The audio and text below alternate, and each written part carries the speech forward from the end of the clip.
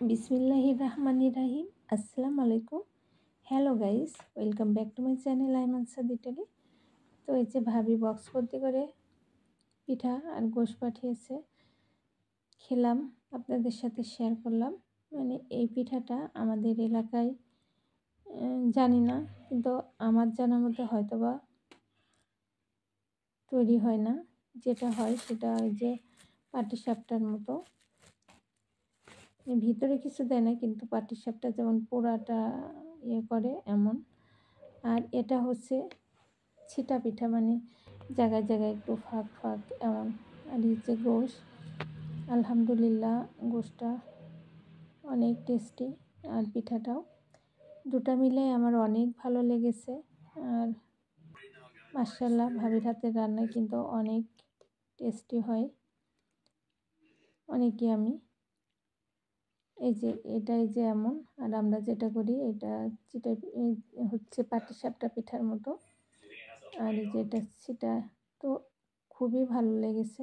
আসলে রান্না আমরা সবাই পারি, এক একজন মানুষের রান্না কিন্তু এক এক রকম, আর রান্নাটা হচ্ছে আর্ট। তো সবার রান্নাই সুন্দর, কিন্তু কিছু কিছু রান্না কিছু কিছু মানুষের হাতে খুবই ভালো লাগে। তার ভিতরে এই যে এই খাবারটা আমার অনেক পছন্দ হয়েছে।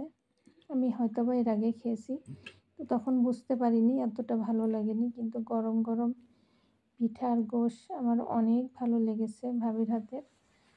আর সে সব কিছুতেই পারফেক্ট, তার রান্না অনেক ভালো লাগে।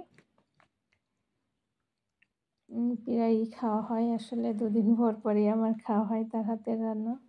সব খাবারই ভালো লাগে, কিন্তু আমার এই পিঠাটা গরম গরম আর গোশটা অনেক ভালো লেগেছে।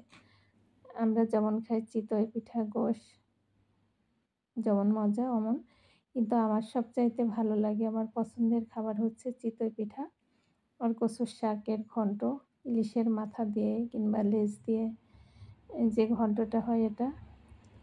তো এটা অনেক দিন খাওয়া হয়নি, মা মারা যাওয়ার পরে আর খাওয়া হয়নি। আসলে মা না থাকলে তো এগুলো হয় না, তাই মা থাকলে হয়তো বা খাওয়া হতো।